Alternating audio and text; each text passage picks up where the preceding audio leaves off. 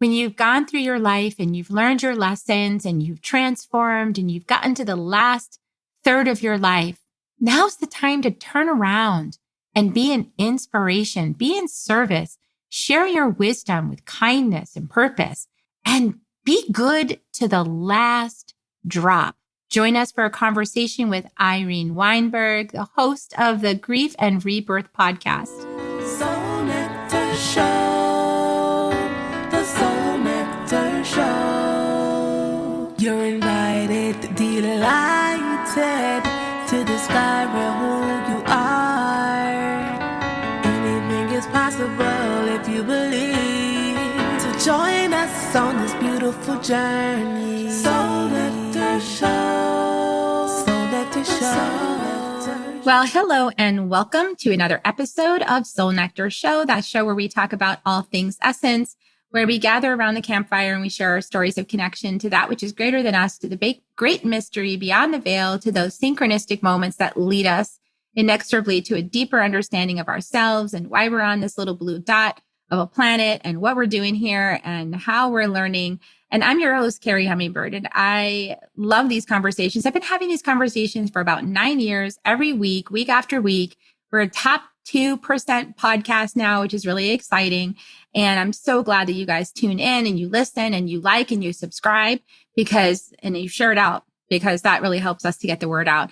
And we need this kind of conversation right now on the planet. There's a lot of chaos. There's a lot of things happening. There's a lot of people feeling disempowered and scared and not sure what's next. And so in today's episode, we're really going to speak to everybody who has had a spiritual awakening, who is aware of these things and is looking to make an impact, looking to make a difference, and looking for some inspiration to follow that guidance, however it's showing up for you. If it's showing up the voice in your head or showing up as just a knowing in your heart, whatever that is, that you have wisdom to share, and it's important that you share it. And that's really what I want you to get today, as we have this amazing guest today who I love, Irene Weinberg. Welcome, Irene. And the love is reciprocated, Carrie. I think you're wonderful.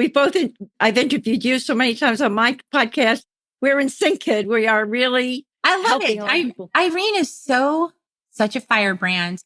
I can relate. And I love everything that you do. And Irene's been on the podcast before, so I'll hunt that down and put the link in the show notes so you guys can go watch our other interview. But yeah, we've had lots of conversations, and we've actually been sitting here for about 20 minutes just chatting. So we didn't share that with you, but we are going to share our stories with you today. Irene is the author of the acclaimed book, They Serve Bagels in Heaven, which shares her transformative journey through a profound car accident and its aftermath. And that is covered in the other interview that we did in depth. So go check that out. It's a really good interview. And her international award-winning podcast, Grief and Rebirth, Finding the Joy in Life, ranks in the top 2% globally. So such a great podcast. Lots of interviews with grief and trauma specialists and healers and mediums, and lots of inspiring stories of resilience. And I've been on there a few times because we love each other. And she's got a new book out. So that's one of the things we're going to talk about today is her new book, Good to the Last Drop, Embracing Your Life's Third Chapter. For everybody who's in that elder position, you might not see yourself that way. But if you're in the elder position, if you're here to be a guide for others, you're here to really share your wisdom and to uplift people. So there's a lot of tales in that book to inspire you to also step out in your wisdom and be the change in the world that we are needing today so much. So thank you so much for being on the show with me again. I just adore you. And I know that you wanted to touch on and share with us how this whole business got started of you having a podcast and books and all of this kind of stuff, because that was not in your life plan before in your awareness. No, you had some spiritual awakening that happened that led to all this. So tell us more. Well, Carrie, the thing is, when I'm hearing you introduce me and you're talking about people following the crumbs that get set in front of them and decide and going forward with it when they have an awakening, that basically is my story, because I did not believe in spirituality at all. I thought it was ridiculous. And I had a sister-in-law who was spiritual, and my husband and I weren't even talking to her because we thought she was cuckoo. And I was married. This was my second husband. And I say I had one lousy appetizer and then with my first marriage, and then I got the entree with the second, we had a really good marriage. We were surrounded by all kinds of issues and problems and all that kind of thing, but we were really great together. And I learned later that we're soulmates and all. But what happened to me is one day we were married going on 18 years, and I was washing dishes at my kitchen sink, and I suddenly got a thought in my head that wasn't my thought. And the thought said, Saul has to go. Many lessons will be learned from his death. I'm like, what the heck am I thinking? And I brought him a glass of water. I kissed the top of his head and I put it out of my mind. So I thought, but you never forget something like that. And 2 months later, we were on the New York State Thruway. We were coming home from a weekend skiing. We were on the road for an hour and a half. And all of a sudden, I felt the car go into a huge swerve. And I looked over and Saul was sound asleep at the wheel. And I called out to him. I said, Saul. He woke up. He saw what was happening. And he went to pull the car out of the swerve. And as he did, the car started to rise up like I was in a gigantic roller coaster. And it started to rise up into the air for the first of 4 flips. And when we took off, I got a second message and it said to me, he's not going to make it. You are. Think about this. I'm in the middle of flipping. I get, he's not going to make it. You are. Then we flipped and we hit again. We took off into the sky again. And then I left my body. And I entered the void and I said, what is this? And then I felt myself return to my body and the car flipped again. And then it flipped the third time.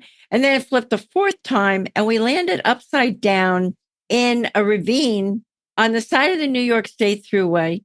I look at Saul and I've been told he's going to go. And I look at him and I see that I'm next to the shell of my husband. He's gone. That's so hard. And I'm like, but in some way, Carrie, I had a touch of acceptance right away because I got that message. And I kind of was like, what's up here? What's going on here? So I see these EMTs land in this helicopter and they jump out of the helicopter and they're rocking my car back and forth to get me on right side up on the road. And one of them put his hands through the shattered window of my car. There were still pieces of my car on the road 6 months later. And he starts, and we held up traffic on the New York State Thruway for 2.5 hours. It was such a bad accident. And he started to pull me by my shoulders through the window of my car. And as he did, a male voice, Carrie, came into my head. I've been told it was Archangel Gabriel. I'm not sure, but that's what I've been told. And it was almost like, I think it unlocked the key to something for me because the voice said, be loving and kind to everyone, as they laid me on the side of the road.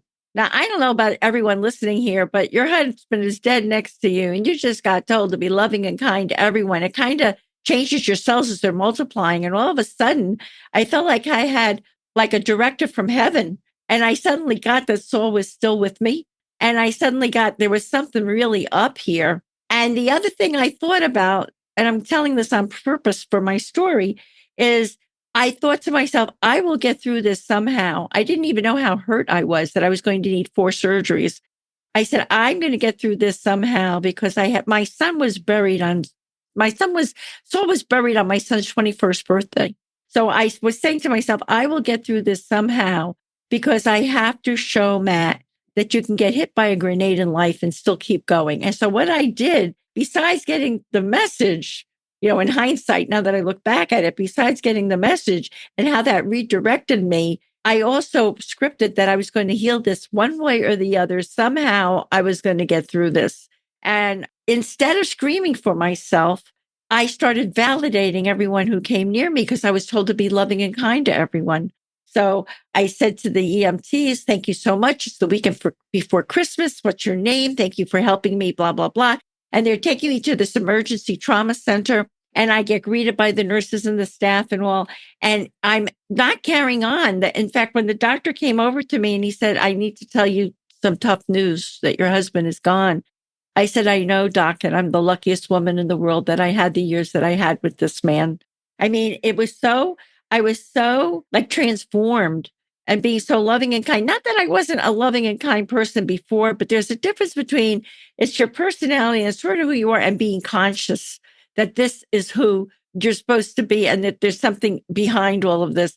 So I was so transformed in my reactions that the doctor's assistant, the surgeon who operated on me the night of the accident, called me 3 months later and she said, I have to tell you, Irene, that you changed lives in the emergency room that night. Wow.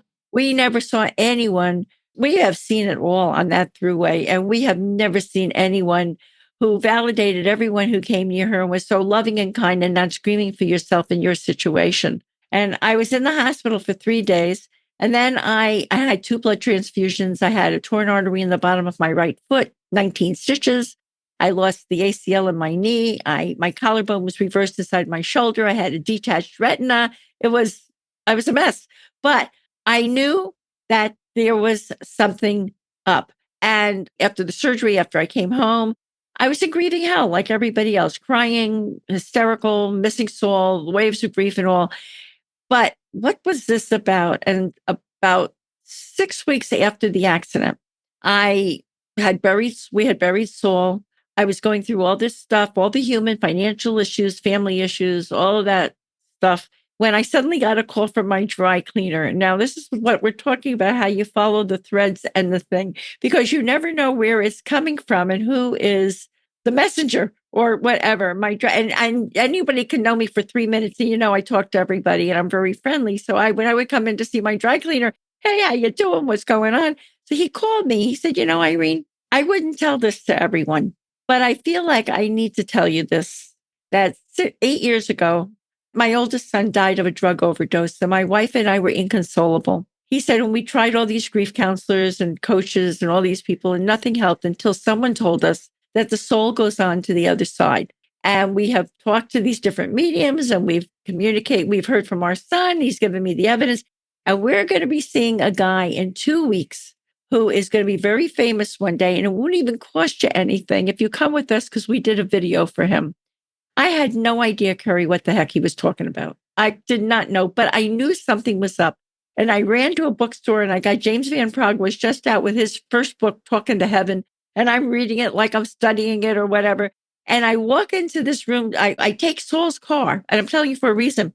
My car was completely totaled. So I take Saul, and I'm just out of my wheelchair.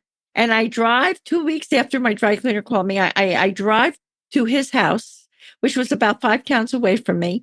I left my car, Saul's car actually, at his house, and I got in his car.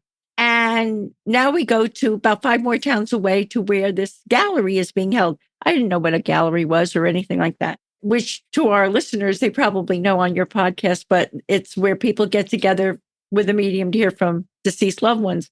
And I got there and I walk in and I get greeted by this medium who says to me, I don't even want to know your name. Go upstairs with the other people. And it was John Edward before he was famous, when he was just starting out.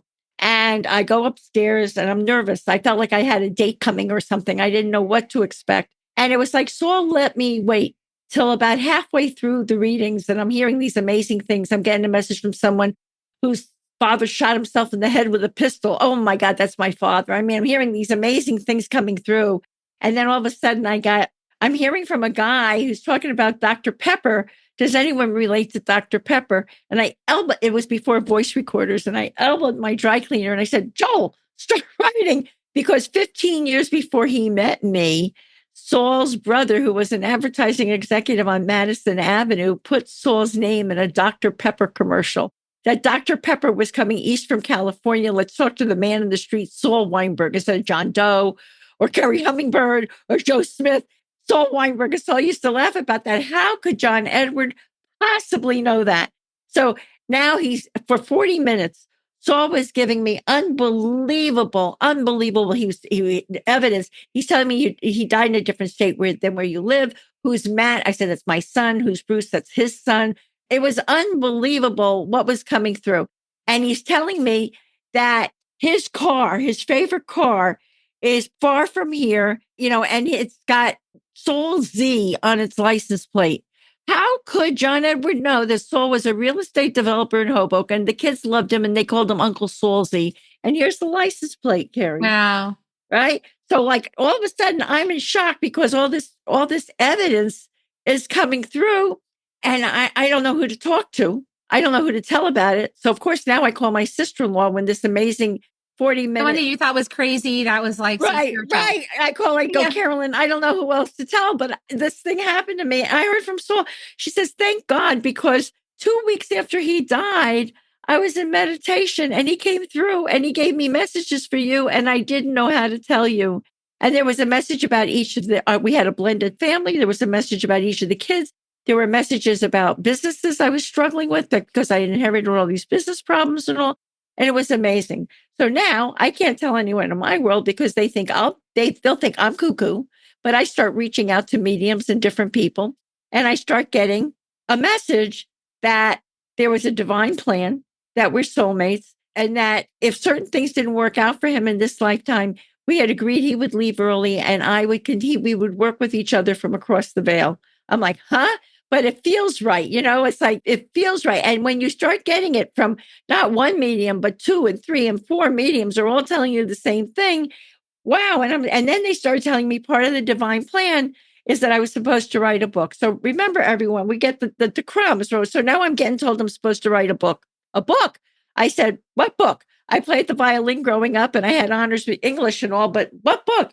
But when your husband, through mediums, describes his toes to you, the first way he ever kissed you, the first meal you ever made him, what he was wearing the night he died, and on and on and on, you tend to say, okay, I'm going to write the book. Yeah, so too much evidence. Yeah, it's exactly. too much evidence. So, but I could have, you had choice and said, I still don't believe it. This is baloney. I'm not going with it. But it was too evident to me that something was really up. And also in my gut, Carrie, it just felt right. Yeah, I just knew. And honestly, it was a blessing to me because I was in such despair with the grieving. It gave me something to focus on that I seemed to be getting led somewhere. So now I get connected with this woman who's a channel. And she says to me, I've turned down a lot of offers to help people with books, but I'm being told from the other side that I have to help you with this book, that this is a part of a divine plan. Okay. So I started asking questions. I started asking him about our past lives. What was it like for him to go to heaven, to go to the other side? And she starts getting answers. And I still had a skepticism until she said, Saul's telling me you had past lives together. And one of the past lives he wants to talk about is that you were a little boy in ancient Israel and he was your rabbi teaching the Torah, the ancient texts and all. And he's saying you were such a good little boy. And she says, he's given me a name for you. And she was Methodist. She never heard a word of Hebrew in her life. And she said, he's giving me a name for you. And I don't get it. It sounds like Yeled Tov. And I was like, Yeled Tov? That's Hebrew for a good little boy. Oh my gosh. So I knew that this was real because she didn't even know what she was saying. She didn't know what she was saying. She just was hearing it and relaying it to you. Yeah, right. And this was my first experience. So now I put together the book and I get out with it. Okay. Saul, God, everybody, I'm doing my job. I put together the book. We're good. I'm telling my story and I'm getting good reviews and the whole thing. And then one day I'm sitting right here and I get the word podcast comes into my head. And I'm a baby boomer. And I said to somebody, what's a podcast? Yeah, what is this? The word podcast. And the person said, I can help you do that. So I said, they're telling me I'm going to start to interview people. Again, I could have said, are you kidding? I've never done anything like this. This is bonkers. What? But again, it felt right. Right. Yeah, it felt right. And then it takes that natural curiosity and that natural friendliness that you have, and it just puts it to use for others, for the collective. I think that they said, she's a good one. I have a feeling when I bounced out of my body, they said, come on over here. We're going to seed you with some information. And maybe the key got turned in the lock when I got the beloved and kind to everyone type of thing. Mm-hmm. So now I'm saying to myself, so who am I supposed to interview on this podcast? And I thought about the fact that I could not have made it through I grieved. He was the love of my life. I could not have made it through if I hadn't I was working with a life transition coach. I opened up to energy healing. Mediums saved my life because he was coming through in any way that he could. And I also realized that I was going through some really difficult, challenging time. And the way I was getting through it was to heal, to work with people. And it was transforming my life. So I thought, I'm going to interview grief and trauma specialists, healers. Hello, Carrie. Mediums and people who have been through tremendous challenges in their lives and healed and come through it. Hello, Carrie. What a great offer. And that's what I love that you do is that you're so approachable. You understand not believing any of it. And you also have a really powerful story about what helped you believe. And when you believe, it all works. Like when you believe and you listen and you follow, it all, not to say you shouldn't ask questions, because asking questions is really good because that confirms it for you when you get the answers, right? Like when you ask the mediums and they channel, they have proof for you. That helps you with your faith. That helps you with your trust. Absolutely. And they've come through with things that they couldn't possibly know. And that's the part that is really convincing. So now I'm out there, I'm learning how to operate the technology, which continues to be a challenge always, but I'm learning to operate the technology and I'm out here with the podcast and I start interviewing people and I find out that I have a knack for this thing. I never knew. So like Spirit tapped me because they knew what I didn't know.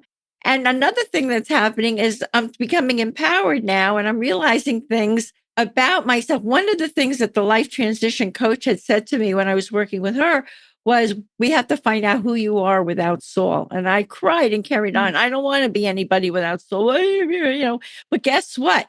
Through all of this that was happening, I was discovering parts of myself, Carrie, that I was never in touch with all the years of my life. And it was a big surprise to me, to be honest with you. And it was very rewarding because people were saying, oh my God, great interview. And I'm learning so much and all of this. So now it's really starting to go. And like you, I'm in the top 2% throughout the world. And I really feel that what you're doing, what I'm doing, what all of us are doing is so important to the collective, that we're really helping people to understand that there's so much more than what meets our native eyes or what we believe or what we've learned in our families or whatever. And through all this healing, I have to say, because I really started to change my attitude and approach to things. It's a part of my story, but I helped to heal my family. I had a very abusive father.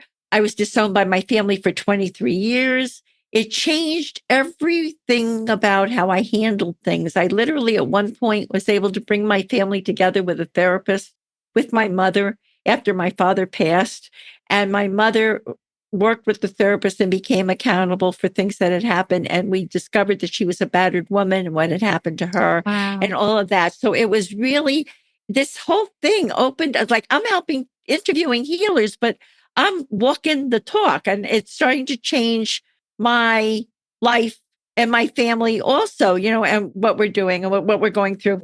So anyway, I'm doing the podcast. I'm meeting fabulous people like Carrie Hummingbird, and I'm having a good time and I'm helping all these people. And I do want to share one story that came from my podcast. Once I had interviewed this woman, and this was spurring me on because it was helping so many people. I interviewed a woman named Cherokee Ilse who specializes in infant death. Cherokee, I think, had 4 stillborn children, 3 or 4 stillborn children. And she decided to become a grief coach and create a certification in infant death, helping people who lose young children. And one day a woman was listening to my podcast and she said to her husband, I never missed this podcast. I love this. Can you mind? We're going to listen to it. And they were listening. And Cherokee's interview was on that day. And she said, oh my God, I'm nearing retirement. I'm looking for, which leads into my book, my other book, but I've been wondering what I'm going to do. I don't feel like playing cards and doing that the rest of my life or whatever. And she said, we never properly grieved our stillborn child. Wow. I'm going to become a grief coach and I'm going to take a certification with Cherokee. And this woman just opened up a division in a hospital in New Jersey specializing in infant loss. Wow. What a contribution. Right. And I was like, oh my God. I mean, so this spurs me to go on even more. And my whole premise is, because it helped me so much, is there's so much suffering in the world. There's so many people who are hurting. You can heal it. It's not easy. It takes a lot of courage, but you can heal it and drop that backpack of pain that you're carrying around everywhere in your life. You can drop it. And what freedom. You want to know joy? And also, life doesn't stop giving you challenges, but they're a lot easier to face when you've dropped your backpack. Yeah. And when you drop the backpack, people think that you're about 10, 20 years younger than you are, because most people that are that age still have this huge backpack, right? because they haven't dropped it yet. But when you drop it, you get the light in your eyes, you get the enthusiasm, you get the joyfulness, and you just look younger. That's just what happens, right? It's so true, because people are always telling me, and I'm well into my 70s, and Pete, nobody believes that I am, but it's exactly because of what you're saying, Carrie. It's not that I'm not doing anything, no facial surgeries or anything like that, but it's the light that's coming from inside, because I feel so grateful and inspired all the time. So I thought I was done again. All right. I'm doing the podcast. I did the book. And by the way, the book's name, the first book is They Serve Bagels in Heaven, because my husband said that when you get something, when you cross over, you get a familiar touchstone until you see the bigger, more universal picture. And his was his mother met him in heaven and they had bagels and coffee together. Nice. And people say to me, did they come with lox and cream cheese? I go, anything you want. Any bagel you want. Anything you want. But anyway, so I had done that. And now I did the podcast. And then another day, I'm talking to someone and she's saying, I'm getting a message for you that there's another book for you to write. I'm like, really? I thought it was done. What else is coming down the pike here? By now, I just say, all right, next. And they said, you're such a role model for people in the third chapter of life. The first chapter in life is when we're kids and we're forming and we're going to school and all that. The second chapter, where you are, Carrie, you got your family, the career, the establishment. Now, what do you do when you get into your retirement years with the pluses and minuses from chapters 1 and 2? Are you going to go to 3 and just figure it's time to get sick and die? Or are you going to take your pluses and minuses and decide, I'm going to leave a legacy in the best way that I can before I leave to cross over or whatever I'm going to do? What am I going to do with this last stage of my life? And I looked through my podcast interviews and I chose 24 people to approach who were in their third chapter, who were doing amazing things in their lives and had been through. They had lost children, they had lost spouses, they had cancer, they had all these different things that had happened to them. And they took their experiences and they are helping the planet in their final third chapter. So, and I called it Good to the Last Drop. Good to the Last Drop. That's that book I was telling you guys about that's out now. Good to the Last Drop. Good to the Last Drop. And I keep getting people telling me, oh my God, this person's story really uplifted me. Oh my goodness, that story was amazing. Wow, what she went through and look what she made of it. And I tell people it's a great gift for someone going into their third chapter. And it's a great gift for people in their third chapters. And it really, and they're like one guy, his son was killed in a car accident and the kid was 25 years old. What did he do? As he neared retirement age, he's become a grief coach and he specializes in helping men with grief. Another, it's beautiful that each person in the story has taken something from their life. Another guy was a Canadian ranger in Canada. He was a mounted ranger, whatever, passionate about climate change. He's lost his wife. He's in assisted living. He has monthly meetings about climate change and trying to influence people to enlighten them about climate change. This guy has a motive. He's got a focus. He's not focusing on his grief or being in a wheelchair that he is or whatever. He's making a difference in the world. And each story is very unique and different, but very uplifting about what they're doing. You know what's so fascinating about what you're saying is I'm sitting here thinking about, I study the gene keys, GENEKEYS, which is a human design system of system of understanding yourself. Richard Rudd has put together beautiful teachings. And one of the teachings that he brings in is when we move into true prosperity, like we want to be prosperous, right? So many people wish to be prosperous. And when we move into true prosperity, the way that we do that is by bringing our gifts in service to others. And there's a story about the Holy Grail and about how Percival was looking for the Holy Grail. And when Percival found the Grail, instead of taking the Grail and saying, okay, now it's for me, Percival said, how can I serve the Grail? That healed Percival. So when we turn our gifts in service to others, it actually heals us. And we're done with the conversation of, I've got to endlessly fix myself and look at myself and analyze myself and do all this kind of stuff. When we shift into being in service. it's that lights us up. That's the greatest gift, is that we bring meaning to the world through our own embodiment of our life's experiences, through the wisdom that we gained. We turn back around and share it as a gift with an open hand. That brings everything into right relationship, and we get lit up, right? Like It lights you up. we're not just sitting there waiting to die. Exactly. And the other thing was, when I got that message, be loving and kind to everyone, that includes me and you, like with that. So Yeah. when you are doing service, it's also a loving gesture to yourself.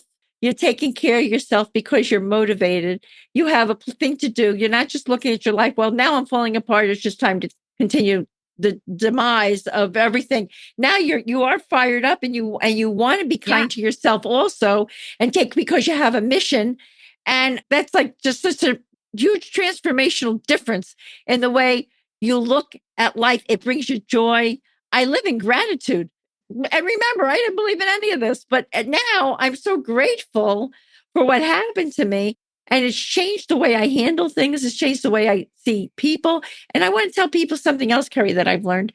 In being loving and kind to yourself, that means that there are certain people in the world who are toxic, who are very negative, who might want to bring you down. You don't have to get into that drama, but you can detach from them, bless them, and separate out from them. I think that it teaches us also discernment. Would you agree with that? Yeah, I think discernment is a really big topic. And I've talked with a lot of students about that. And one thing that happens when we're empathetic, when we're people that care and we're empathetic and we have compassion, is that we can sometimes get into a cycle of attracting people who are leveraging our compassion and empathy because they're not building their own. And that can become a lopsided relationship, right? Where they're taking a lot, but they're not giving. And then you're kind of feeling burdened and drained because if you're not in a truthful relationship, reciprocity, there's a reciprocity that goes back and forth, and then you feel good, when you're in that. But when you're always giving to somebody who never gives back, that kind of relationship becomes quite burdensome and heavy. And sometimes the lesson is to put that boundary there and to say no. And it feels like rejection to the empathetic person, right? And then we feel bad because we're like rejecting. Right. But actually, what if that is the brick wall motivator for the other person to go, oh, wow, there's something that hurts. Ouch. I have to go look at myself and find out what happened there. Then it's a motivator for them to grow. So you hope. Some people choose not to. Maybe they do it and maybe they don't, but they might just go find somebody else who gives them everything they want. But the point being that the more people get blocked in to that cycle, if we're rescuing them from it, we're not helping them to grow. And so sometimes it is that no, it's that boundary with love. Like, this is my loving no, and I wish you well. And I'm no longer giving you that energy. Right. But then there's also cases though, if you've noticed, where like you think somebody's toxic and sometimes that's a projection of energy out. So we do have to be discerning, because we, as response-able people, we want to be able to be self-reflective and ask the question, am I projecting stuff on that person that I'm actually upset with myself? Do I go do my own healing on that? Or is this the opportunity for me to break an unhealthy pattern and say, no, for the good of everybody? So those are things I ask myself, and it's not always clear right up front. It's not always clear. It's not. You have to actually sit with it and look at it, because sometimes I don't want to see those things about myself. It's a little bit of a mirror sometimes. But I have to also say that I notice a lot of people, they like hearing themselves talking and complaining. They love the drama, and they don't want to change. They want to use you as their venti over and over and over again. You hear the same story over and over and over again. You're their venti, but there's no movement on their part. You can tell them a million times there's healing available, this or that. They really don't want to hear that. They just want to vent. And those are the kinds of people I go, that's martyrdom, actually. That's so interesting, because I used to be stuck in martyrdom, and I spent like 2 decades on a psychotherapy couch.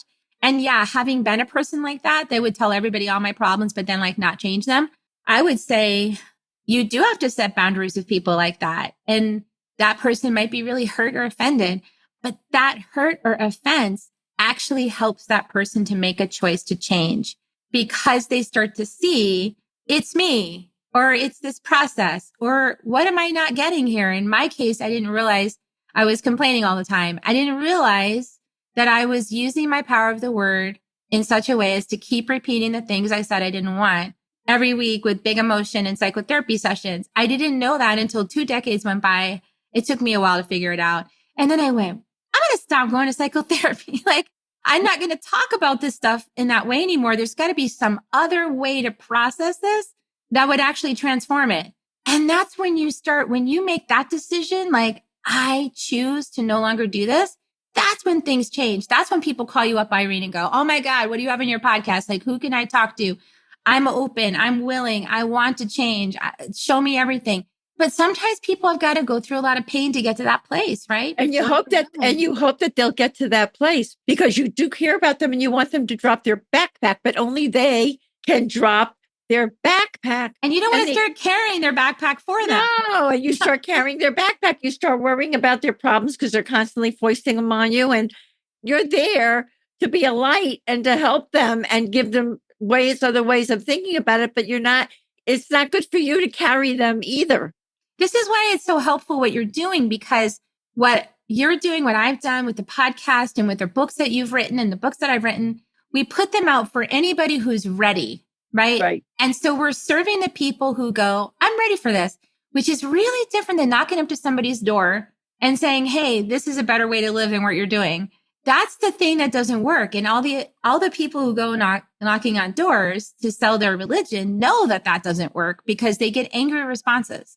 So what we do want to help people, and we can do it in a way that people can find us when they're ready. But I did share with you earlier, sometimes I do push it. I will just admit, I get frustrated like everybody else. You mean you're a human being, Carrie? I am. Hard to believe. And my husband called me on it today. We went to brunch and we were sitting there and we were having a conversation at our table. But because I have spidey senses, like super spidey senses, I knew that the conversation that we were having, which was a high vibrational conversation about leadership and what leadership actually is, was bugging the hell out of this person next to me because they had actually voted in a leader who's not a leader. And I was like, this is bothering them. And I kind of amped it up a little because I knew I was having a conversation with my husband and they were eavesdropping on me. So it was kind of their problem anyway. Right. But I was communicating something that they probably don't hear in their reality because nobody's willing to speak up. And so I kind of pushed it. So once in a while, I will do that. And then after they really got up and were, like very frustrated, clearly, and like not liking this conversation and left, my husband was like, when did you transition it to teaching them? Yeah, I did. And he's like, because we need to just focus on us and not about teaching them. So that was my correction. My husband was right about that, is that I switched over into like feeling what was going on with them and speaking words to him that were actually directed there. That's where I sometimes find myself, I go out of alignment a little bit because I get pissed off that people stick their heads in the sand and they sequester themselves and won't learn. But we all need to learn right now so that we can collectively ascend this reality into a higher place. And I'm a little impatient about it and I would like it to happen faster. And anyone living in this world, I'm sure at this point, especially listening to your podcast, would like it to happen faster. I mean, maybe people can sympathize with me, but I know it was kind of out of our relationship to do that. I wasn't completely blatant about it, but I knew what I was doing because I knew she was listening. I knew they were listening in. And I would have had a hard time resisting it also. Like, you're listening into my conversation, so yeah. But yeah, so sometimes, is that going to be helpful in the long run? Is that going to be destructive in the long run? I really don't know because everyone makes their own choices about how they encounter the things that they encounter in their life. But, those are questions I'll leave up to all of you guys to decide. Was I right or was I wrong? I don't know. We'll see. I think that I would go to You're Allowed to Be Human, and I probably would have been inclined the same way, to tell you the truth.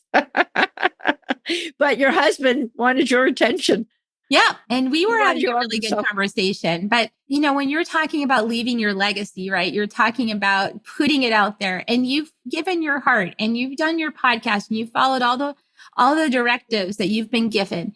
And there's always more, because when your heart is alive and you're lit up, there's always more ways that you can serve. And I do believe that the most highest ethical expression of that would be what we're doing now. Because if somebody's listening to this conversation this long, then you guys are really choosing this conversation. And hopefully then it's benefiting you. And if you read Irene's books, you're choosing to buy that book and you're choosing to read that book. And so it is in service to you. Now, if we went to the store and we brought it up to somebody and said, you need to read this, that would be intrusive, right? That would be us assuming that we know better for them than they know for themselves, which would be the very thing that I'm saying I don't like anyway. Oh, absolutely. Well, a lot of times I'll say to someone, you might like to check this out. In other words, it's up to them. Because you remember, Irene, because you said at the beginning of the show, you said, I didn't believe any of this before. And my sister-in-law, I thought was a nutcase. And I wouldn't listen to anything she said. And I just go, oh, God. And this is what most people do until they get to a crisis point, where they have their own brick wall. I want to share this is what my husband said to me. He said, some people have farsightedness and they can look and they can see the brick wall coming and they course correct before they hit it, right? Those of us that are older souls would be those, right? We see the brick wall coming. We go, oh, there's a brick wall. I'm going to go this way, right? But then there's some people who go brick wall. Oh, brick wall. Make a change. Next brick wall. Brick wall. Make a change. It's like they need to bang up against the thing in order to learn. And I feel like we're collectively in a spot like that right now. And for those of us who are farsightedness and we're like, there's a brick wall, like just 5 feet ahead, you probably want to, and they're not listening. It's frustrating. It is frustrating. It may be that the only way they're going to learn is to hit that brick wall, Carrie, which is so sad because you and I would like to save them all from hitting the brick wall. But some people, that's the only way that they're going to learn. So that's also being a space holder, right? Is that we have to acknowledge that there are times in our lives where we needed that brick wall before we would learn. And that there's a lot of people right now who need the brick wall. And we're not going to be able to save people from pain. No, I always say it's always a struggle to accept things as they are because you want to be proactive and make everything different and make everything better for everyone. I know your heart's like mine. I can't stand to see people suffering, but sometimes it's a real discipline for me that I have to witness their struggle and I can't rescue them. I can offer them support. I can offer them love, but I can't keep them from suffering if they're not willing to pull themselves out of their own suffering. Exactly. And it was also not helpful, sometimes secretly delightful, but not helpful is to say, I told you so. So yeah, we're being called up, people, all you people listening to this podcast. We are being called up to be true witnesses. And if it bothers us that people need brick walls to learn their lessons, then that's our work. But we can still shine the light. I love what you've done, Irene. We can still shine the light. You can have the podcast. So when they are ready, they'll find you. When they are ready, there's so many resources for everyone. When they're finally ready, there's so many healers standing by going, I just want people to believe in this because I'm ready to do my work.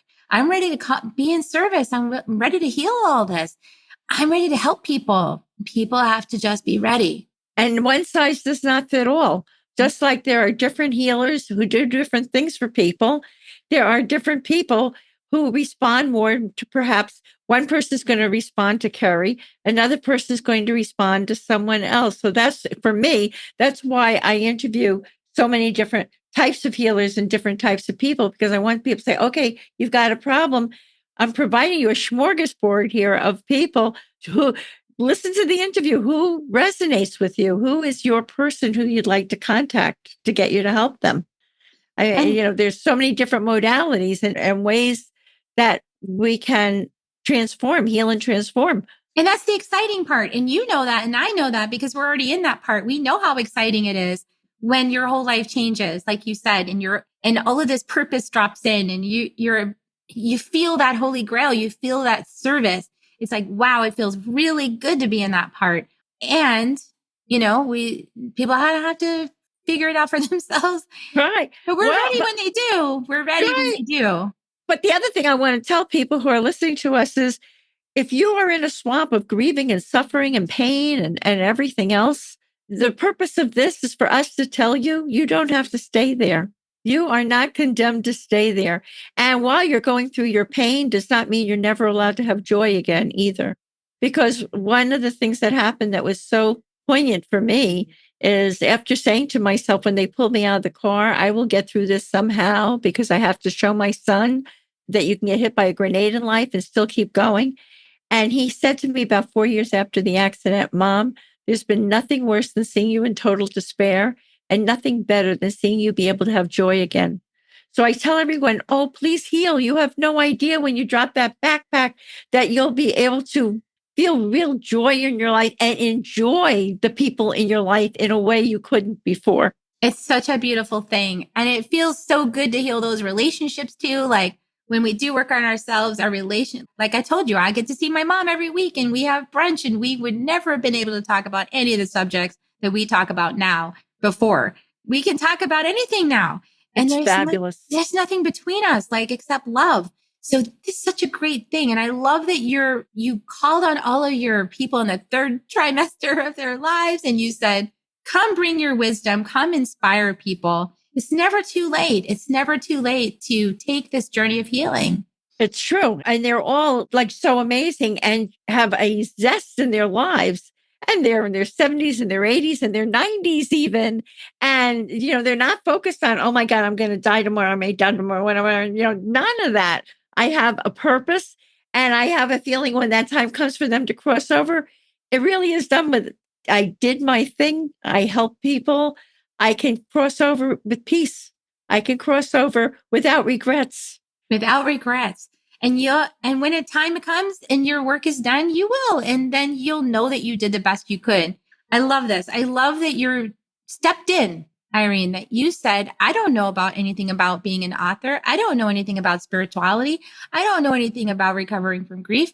I don't know about these things, but I'm willing to learn and I'm willing to share and I'm willing to take the journey. And to the last drop, get to the last drop. And Carrie, the beauty of it is when I didn't know from any of it and I didn't believe in anything, right?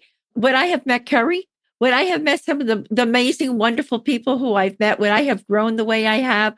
Would I have been able to help people the way I have? It's just such a heart filling, and I don't come from my ego with it at all. I mean, my husband died to it. I got given a directive and thank God for it, but it's not about me. It's about what I need to do and how I can help. Yeah. And it's the kind of help that feels good. So that's what I also want to say is when you do true work, it feels good. It fills you up the same time you're helping others. That's how you know it's right relationship. You feel filled up. You're feeling good while you're doing it. And Carrie is the girl who can tell you what is that going to be that's going to help you know what's going to fill you up, because it's different for all of us. But we're all doing service. We're all in service. And I love your light, Irene. There's just something so special about your spunky. Just like, it's just great. I love it. Thank you. I always love our conversations and I always love connecting with you and hearing what you're doing next. You're not slowing down. Keep on going. It's a freight train. It's like, it ain't stopping. There's just more to do. There's more love to share. There's more light to share. There's more joy to share. There's more hope to bring, and you're doing it. I'm doing it. It's so fulfilling. I wake up in the morning just grateful with a smile, and I see other people. I live in a complex in a building, in a mid-rise building. I see people with no spark in their eyes. I see them walking around. They figure now it's just time to get sick and die.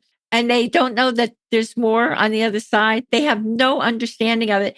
And a few people in the building said, why don't you tell your story in the building? I say, I'd probably be stoned by some of these people, because they think it's crazy and they don't believe in it. So like you, Carrie, I'm not like pushing the envelope on everyone. When people are ready, Grief and Rebirth is there. Soul Nectar is there. You find maybe a few, you want to listen to a few, but you find your place. You find what resonates with you and you grow. Yeah. And the proof is in the pudding. If your eyes are sparkling, you're doing something right. That's so true. That's so true. And when people resent you because you've got sparkling eyes and they don't, detach with love. That's their issue. Sparkle too, but you got to clean out. Oh my gosh. I just have to say one more thing about the whole drain the swamp thing. Today, also a little message came in about that. How everyone's like, we're going to drain the swamp. I'm like, you know what swamp everyone needs to drain? The inner swamp. That's right. That's right. When you drain the inner swamp and all that stuff that everyone holds on to and all those resentments and all that baggage and all that expectation unfulfilled and just the hole, and you drain your own swamp, you get to be a hollow bone and your spirit comes in way more strong and you get the sparkle in your eye and you drop the backpack and you feel good. So like, it's always inside, everybody. Sit here. That's totally true. Look in here.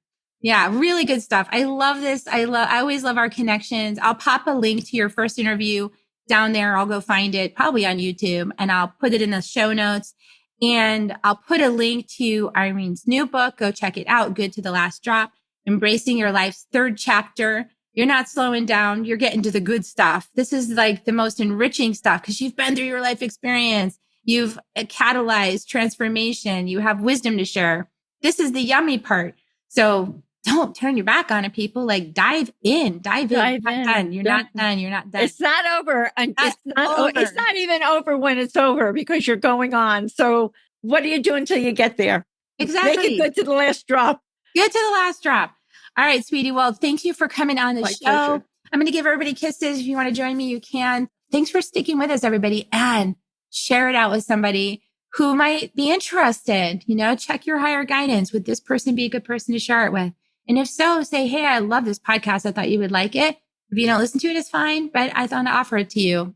Neutral, open-handed, not telling, and sharing it out and see what happens, what magic can happen. And if you like this podcast, give me a review, please, on iTunes or YouTube. Absolutely. All right, here we go. Here's kisses, everybody. Thank you so much for coming and being with us. We love you, everybody. And we'll see you next time. Thank you, Irene. Bye for now, everyone. Bye for now. If you found even one gold nugget in this episode of Soul Nectar Show, will you do us a favor? Will you subscribe, like, and share this episode? Maybe even write a comment and let us know what you thought about it. We really, really want to engage with you at a much deeper level. Let's be part of community together. Have a great week, everyone. Bye for now.